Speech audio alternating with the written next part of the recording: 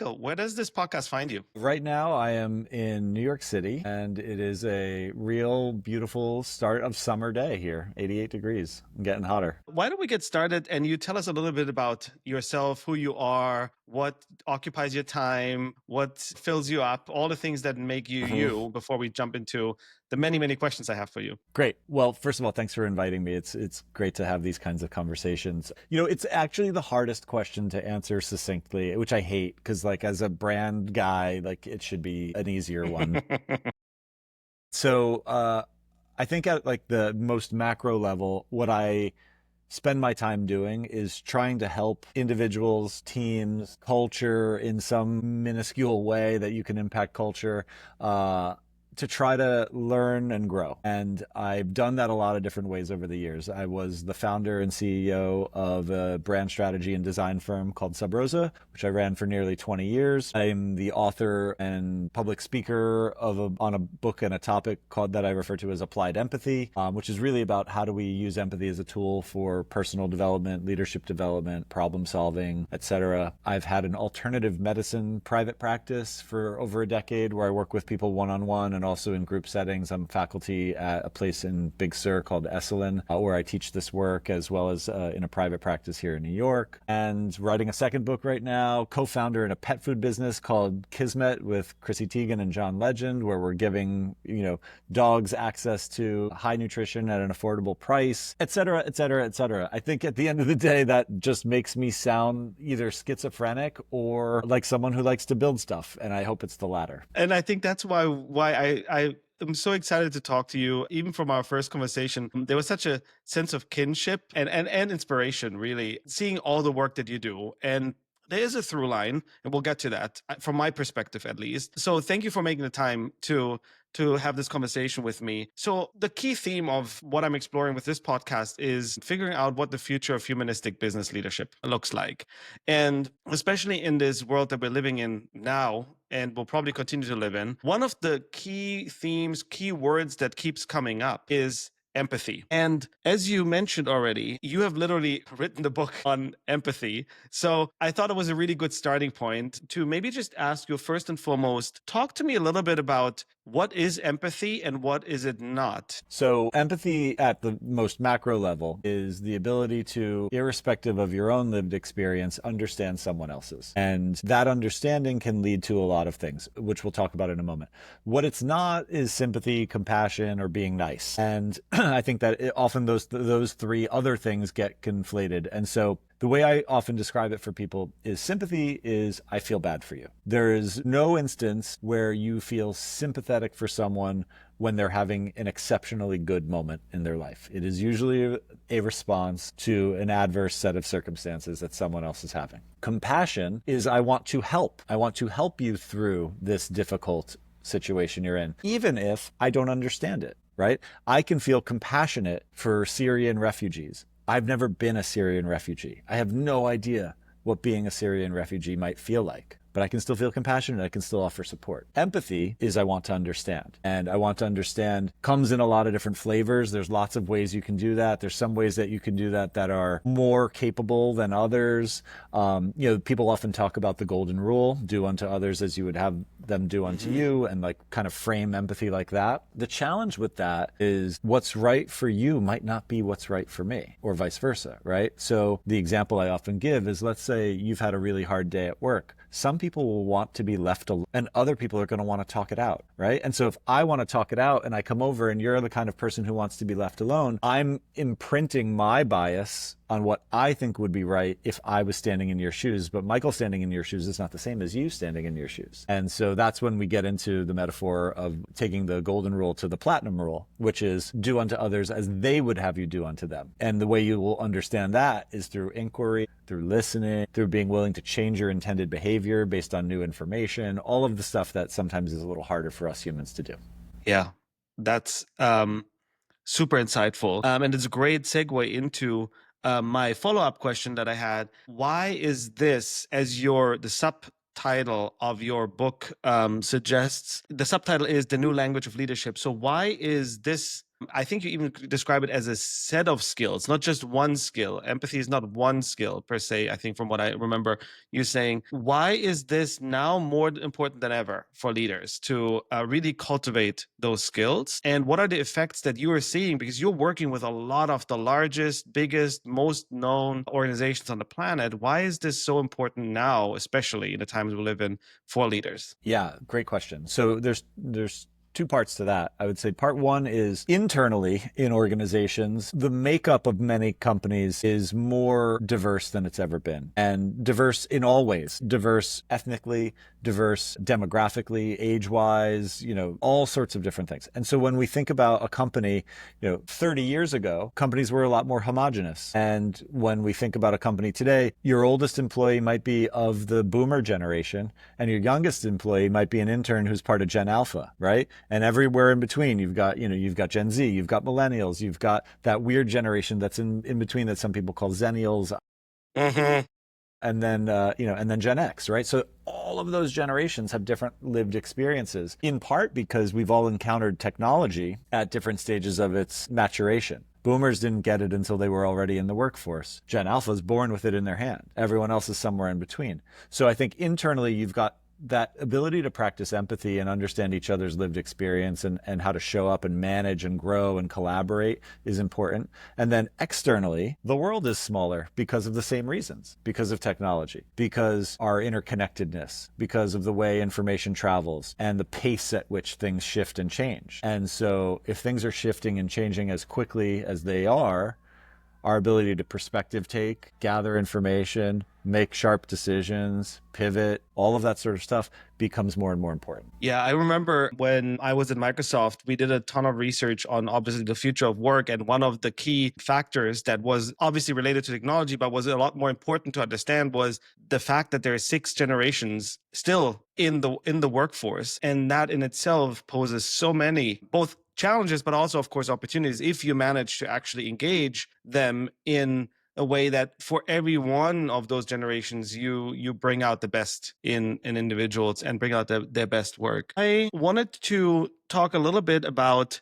that sense of using the notion of using empathy as a leader to connect, to bring together people. And as I was doing research on your work, I went down a rabbit hole on reading a lot of the articles you posted on your website, which I would encourage everyone to read, specifically this one, which is called America's Uncontacted Tribes. And it is wonderfully written. It is what I thought incredibly timely and thought-provoking. And it talks about tribalism. It talks about the extremely, I guess, fragmented, polarized society we live in.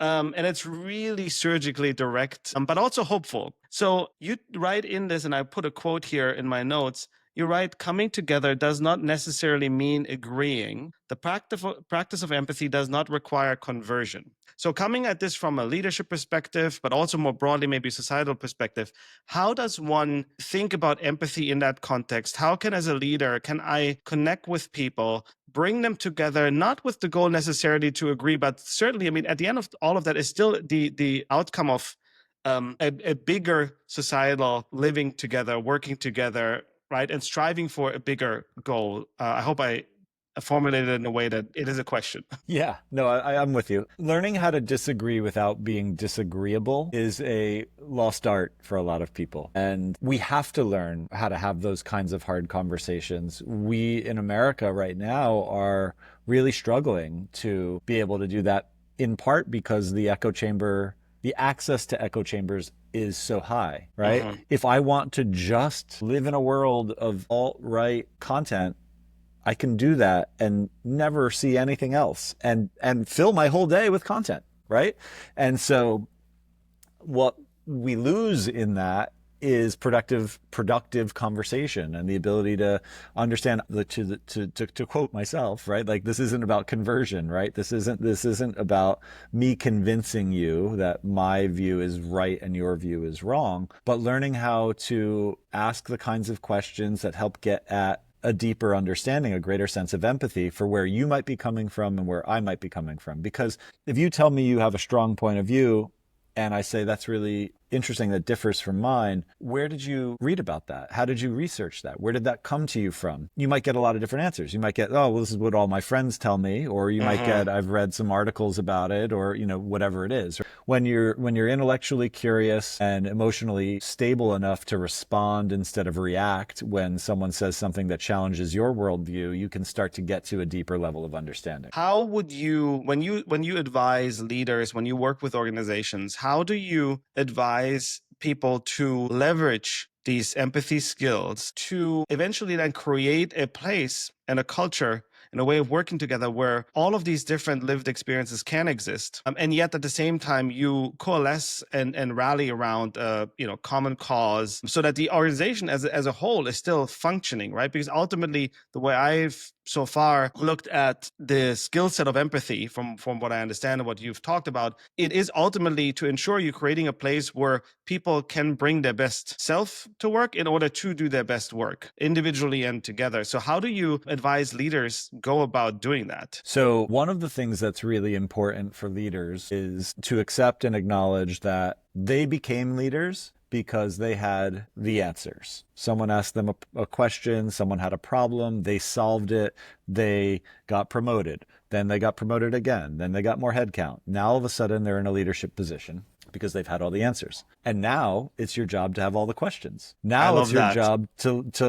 decondition yourself from being able to solve everyone's problem and have all the right solutions, and be able to ask the questions that empower the next rung of leaders to learn how to solve it for themselves. And that's really hard for a lot of leaders to do, because what got you to this point was not doing that. And now you've got to learn how to do that. I had to chuckle and laugh because that is exactly, I went through the same thing in my career, and I recognize and I totally remember the moment where that clicked, and it's a very uncomfortable position to be in at first, right? To then not just let that uncertainty and not having the answers and only having a lot of questions, and actually have becoming really good at asking questions becomes your core value add instead of having all the answers. So That's right. And, and people will surprise you with the way they decide to solve something if you don't tell them how to solve it. And there's often many different ways to solve a problem. And so just because that's the way you would have done it when you were in their shoes, going back to the example earlier,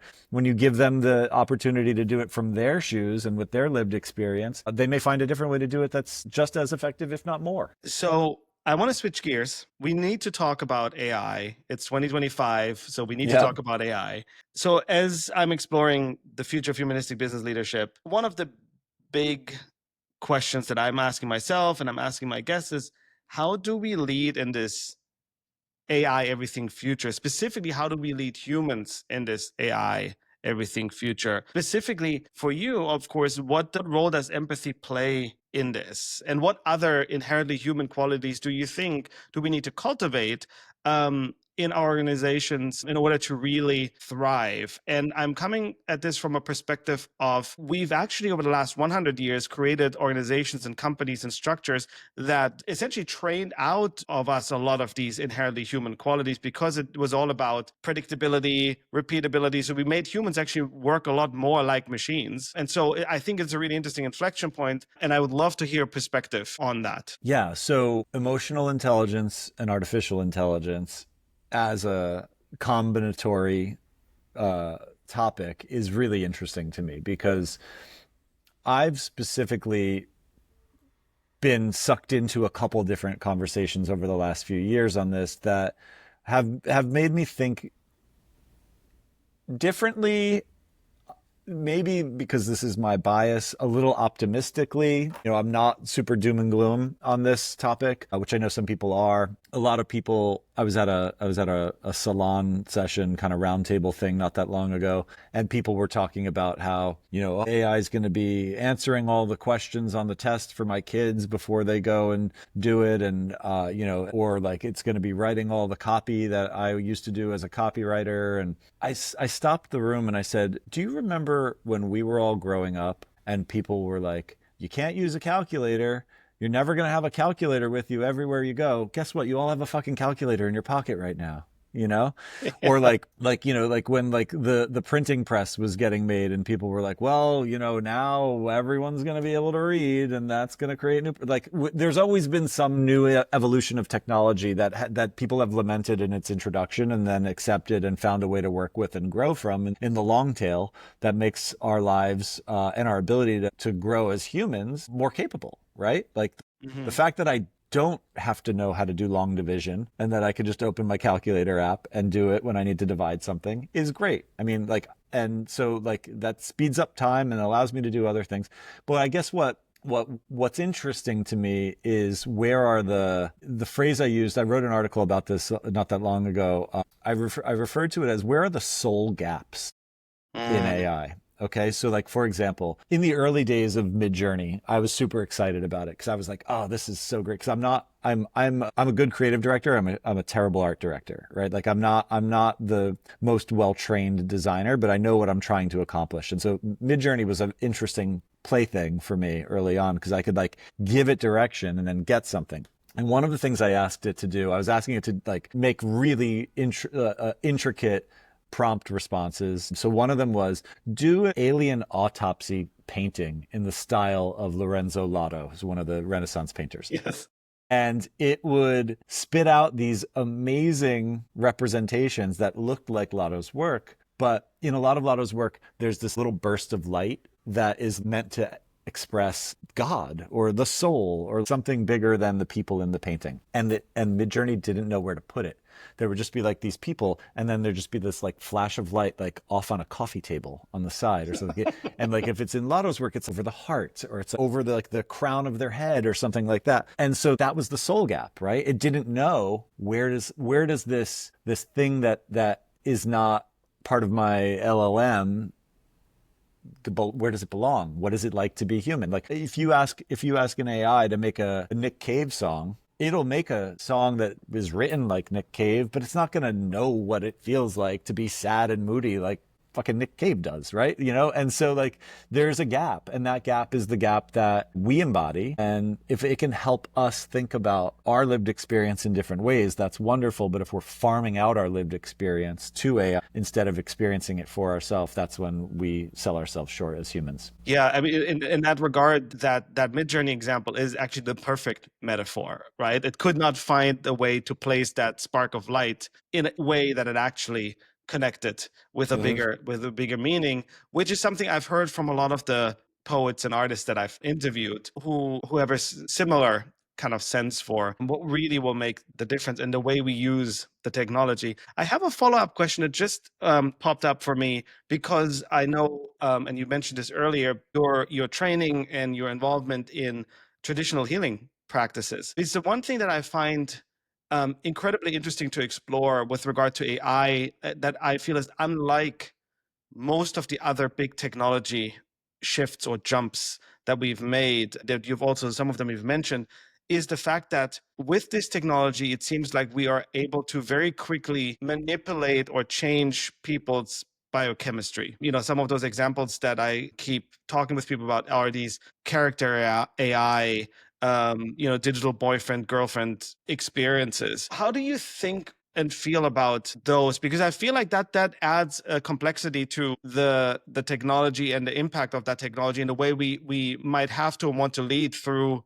or into this future. So what's your take on that? Yeah, there is a extremely high need for ethics and for moral responsibility as these products get developed and deployed. I was reading an article a couple weeks ago that on some of the Meta platforms, if they detect that this is not to say this is the only way they do it, but the example they were giving was if a teenage girl deletes a selfie, they had an algorithm running that would look at the selfie that was deleted, look at the girl's age, complexion, hair color, hair type, and then serve ads to them from cosmetic brands that solve for their unique look. So if you got insecure and you deleted a photo off your Instagram because you didn't like how your hair looked, and now you're getting ads with a girl who's your age with your hair type for the next 3 days, that's insanely like unethical and like Yes. manipulating Yeah. use of technology, right? Yeah. So I think there's a lot of work being done in this space. I would say probably the best folks I know who are at it is the Center for Humane Technology. It's run by a guy named Tristan Harris. Yes. And I think, they're looking at these problems the right way, but these problems are systemic problems that require legislative influence. They require corporate influence. They require individual responsibility. They require parents to monitor what their children are doing in a way that like creates some responsibility at that level too. So yeah, these are sticky moments in time, but I think they're solvable. Yeah. No, I agree. I think that, and I that's one of the reasons why I like having these conversations, because we need to add more nuance like that to the conversation from a place, as you said, not doomsday scenario, simply just addressing them and say, look, these are coming from a very humane, humanistic perspective to the table, and say, okay, yes, of course, we want to build technology and we want to deploy it and we want to make money off of it, but let's do it in a way that ultimately we're leading into a generally better, more humane future, and believing in our creative ability to solve those problems together. That's right. So you also, which is a great segue into my next question that I had, you also actually published an article of yours in the New York Times just a few weeks ago. And that one is called The Dark Side of Empathy, which, you and I talked about already briefly, but I would love to hear about the article, the main points that you're making. And I have some questions for you and some quotes that I pulled for us to talk about. Sure, happy to. So first, just as like a quick nerd aside, we had two titles for that op-ed. And when they decided it was going to run on the Sunday Times, which happened to be May 4th, which is Star Wars Day, Yes. we went with The Dark Side of Empathy, which was just like a little chef's kiss to me personally, because I was just like, God, I could not be nerdier, but it was perfect. Great. So yeah, the reason why that article came to bear was I had read an excerpt from an interview Elon Musk gave with Joe Rogan, where he blamed in part empathy for the demise of Western civilization. Yeah, I saw those snippets. And so I was like, all right, maybe there's something to say about this. And the thing is that sociopathy requires cognitive empathy. If you want to be a good sociopath, you have to understand the people you want to manipulate. Otherwise, you're going to do a poor job of manipulating them. Right? So what we're seeing with the dog whistles and the coded language and the hand gestures from stage and all of these things that we've seen in the last few months is a degree of cognitive empathy to whip up the fervor of a base that they're trying to really get support from. And I say that all in a disparaging direction toward the alt-right, but I will also say that the alt-right are not the only people doing that. And on any side of a political spectrum, people are finding the ways to code their language and whip up awareness or attention around a particular thing. Brands do it all the time too. Like, what is product market fit if it's not empathy? Right? For empathy for the customer. So like we understand we're using it, but it is to what end are we using it and to what degree of transparency are we using it that really matters. Because if I know about you and I tell you, because I know this about you, I have made this great product that meets your needs, we feel seen and heard. That's why Nike's a good brand. Nike's been able to do that. Everybody is an athlete. Okay, great. Let's figure out how to meet those different people at their different skill levels and be, a brand that a professional athlete as well as someone who's trying a sport for the first time can trust. When you're noticing I'm deleting a selfie and then serving me a cosmetic ad a day later, and I don't know that, but somehow it's hitting my psyche and causing me to think a kind of way about myself, that's a very different practice. Yeah. Does this have to become, because there's a quote that you're making in the article that is about the entrepreneurial choice and the choices. You mentioned product market fit. So we can use this for good. Does this need to become just required teaching essentially for any business leader to say, look, you can use this for good, but if you don't, it is manipulation and it is morally at least questionable, because that's not part of the typical business school teaching these days. No, I mean, I do agree with you. Yes, I think it should be something that people start to think about more. And I've taught it at a couple MBA programs programs and exec ed programs and things like that. So it is starting to become a bit more of a topic. But I think of it kind of like GDPR for trust, right? It's sort of like be transparent about what you're going to use this for, and help people understand that if you are going to give me this information, I will not weaponize it down the line. Yeah.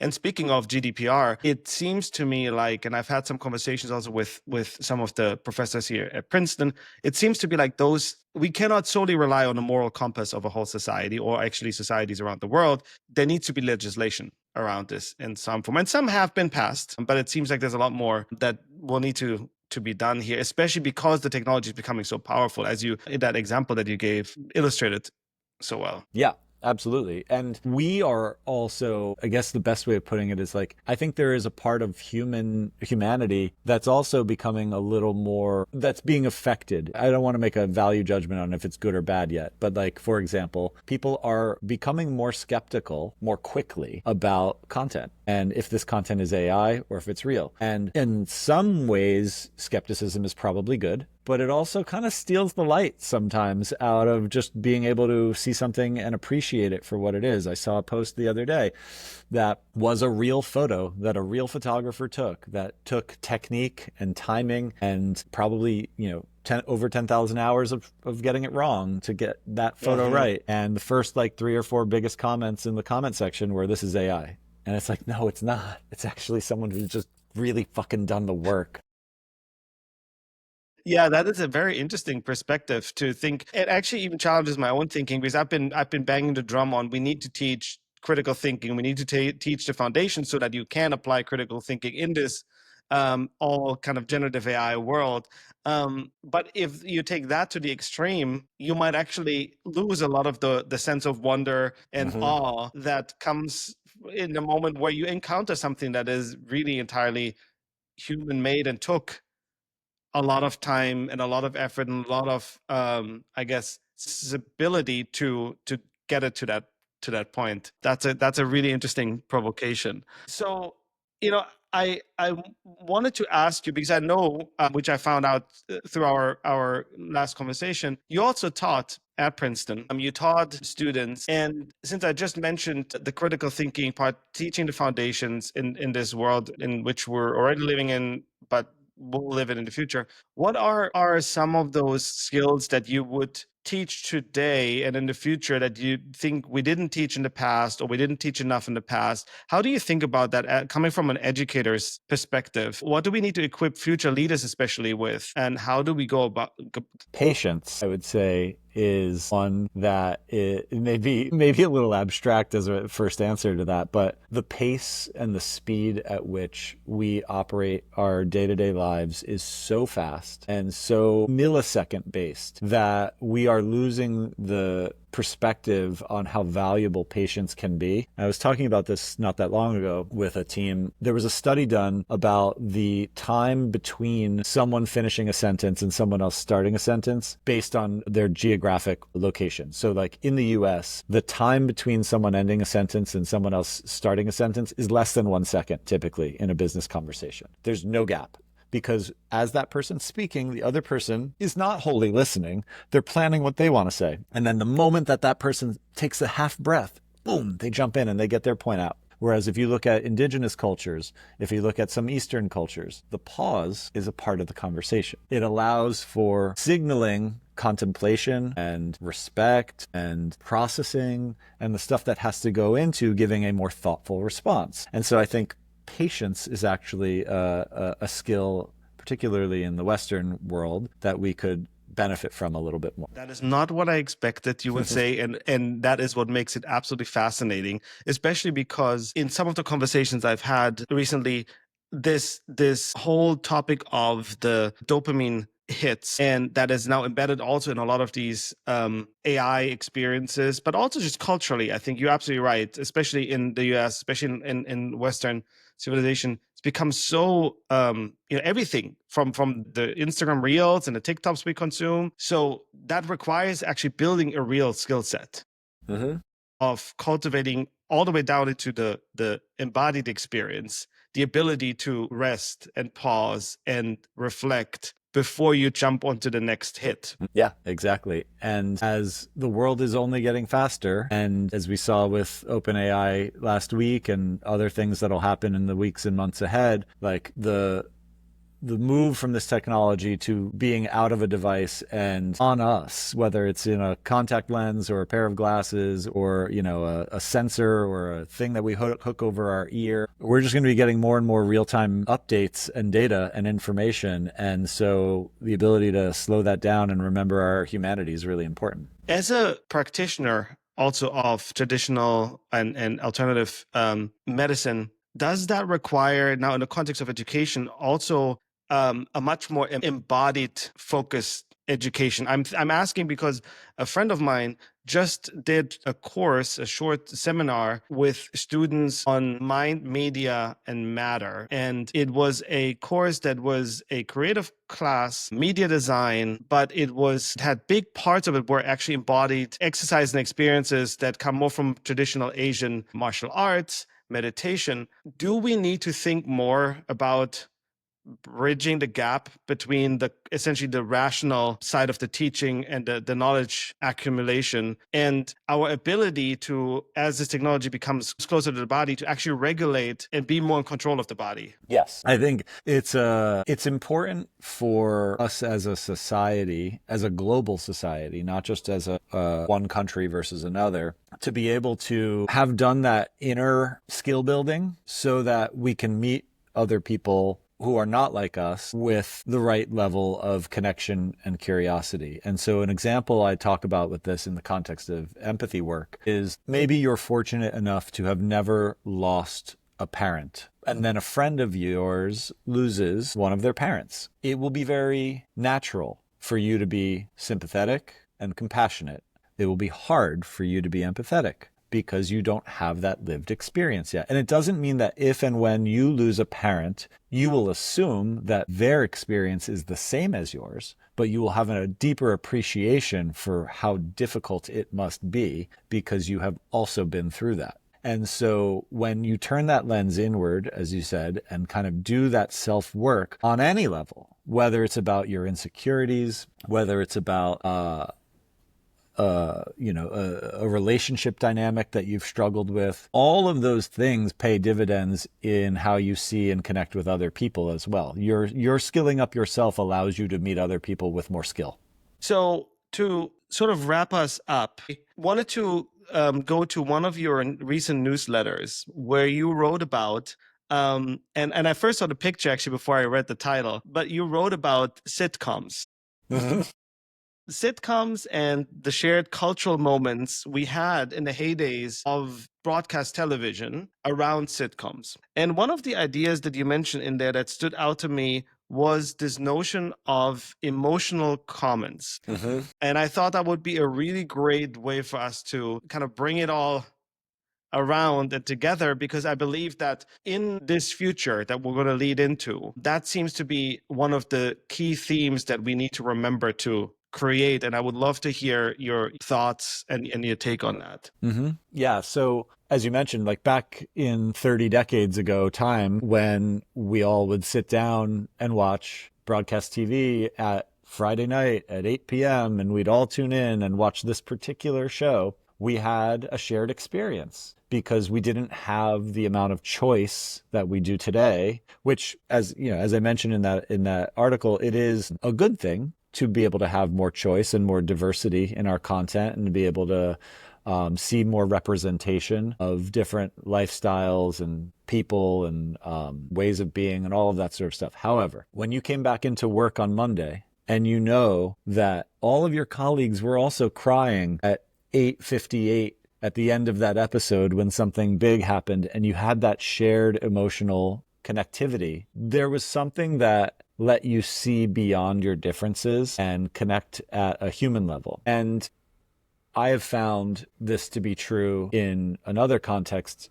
that I've been working in a lot over the last few years, which I mentioned at the beginning, which is with pets and specifically with dogs. You can put two people with vastly different political views on a street corner while their dogs are sniffing each other's butts, and they will smile and they will laugh and they will ask, what's the name of your dog and what's the name of my dog? And they will completely forget that one is like conceal carry, Second Amendment advocate, and the other is, is not. Right? Because they just get that humanity cuts through like a hot knife through butter. And I think we need more of those moments. Yeah, I thought it was a really great article. And I think it was a fantastic metaphor. And there's fewer and fewer of those moments that really connect us. And I think it's a really thought-provoking piece, and really thinking as leaders about how can we create more of those moments in our organizations, but also for those of us who make products or create experiences in all sorts of ways. How do we keep that in mind as we're trying to create the stuff that we're creating and putting it out into the world? Because we are a social species, and if we want to ensure our survival as a species, that seems like a really important thing to get right, instead of dividing us more and more. So before we wrap up, what's next for you? What are you working on? What's the next big thing that you're tackling? So I have a new book that will be out next year around April. And the premise of that book is to take a systems thinking approach to looking at purpose and purpose building and acting on purpose in our lives, both as individuals as well as organizations. And historically, we have often talked about purpose as this singular thing, right? This North Star, this why. And